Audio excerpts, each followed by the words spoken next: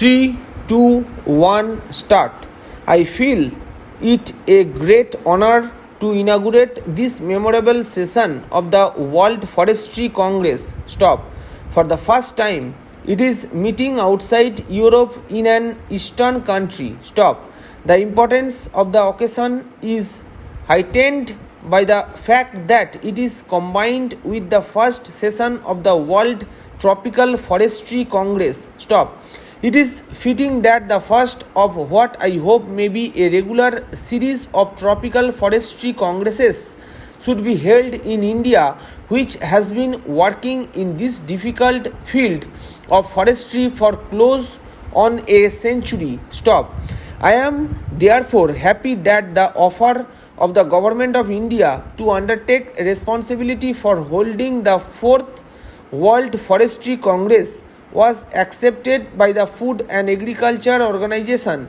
Stop. That organization has extended its full cooperation in the difficult task of organizing the Congress, for which we are deeply grateful. Stop para.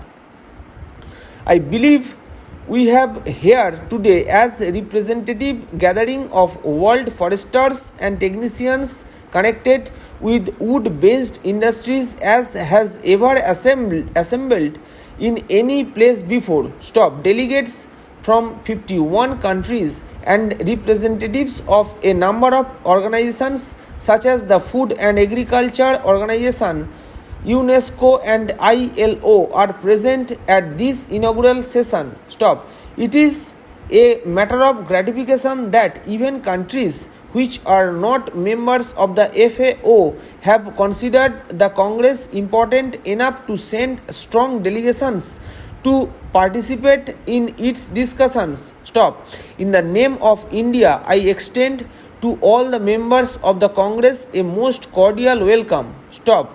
Many of them have taken part in the excursions which were organized in the different parts of the country. Stop. I hope they have been able to see something of our forestry activities and of the art of and culture of this ancient land. Stop para. It is appropriate, I think, that the Congress meets at Dehradun, which is universally recognized as the headquarters of Indian forestry. Stop.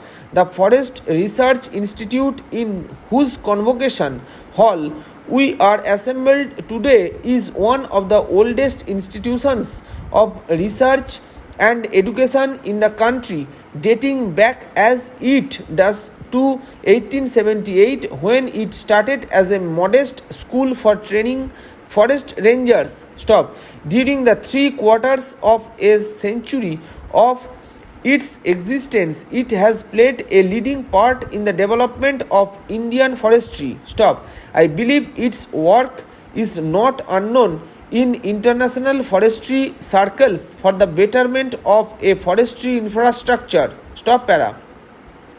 I observe that the Congress has a comprehensive agenda before it, and I note with satisfaction that tropical forestry figures prominently in it. Stop. The discussions will no doubt be of a technical nature, but if the recommendations which emerge from the discussions are to be fruitful, they must inevitably take note of administrative, budgetary and social considerations. Stop. Forestry is not an end in itself. Stop. As an aspect of land utilization, its value and significance are exactly in proportion to the sustained contribution it makes to human welfare, tangibly and directly through the produce that comes out of the forest, and subtly and indirectly by protecting the soil and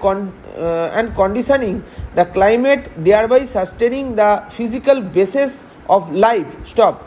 Forests also provide a refuge and home for wildlife. Stop. In the end, they have a great recreational and aesthetic value. Stop. In India, the forests are closely bound up with our religious and spiritual heritage. Stop. Whatever function the forests perform the touchstone and measure of their value should be human satisfaction. Stop para.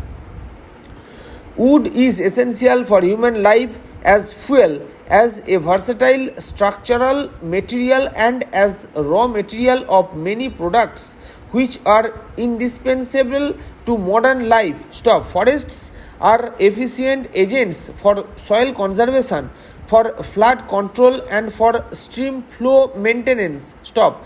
In principle, it should not be difficult for any country to work out the proportion that forests should occupy in its territory and the manner in which they should be disturbed so that they may yield in full their productive and protective values. Stop.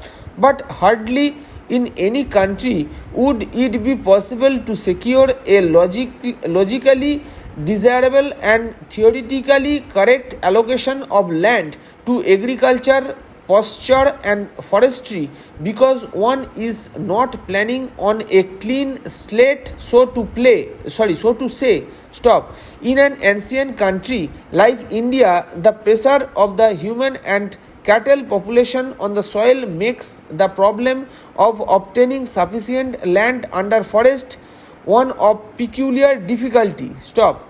An approach to the target fixed can often be made by afforesting waste lands, by rehabilitation of waste woodlands, and by encouraging village forestry. Stop. There are, however, limits to what can be done in these directions. Stop. Every country has to strike a balance between the competitive claims of agriculture, animal husbandry, and forestry for use of the land for productive purposes, and this balance must in the last resort be based on considerations of what is practically possible in a given set of conditions rather than on what may be theoretically desirable. Stop.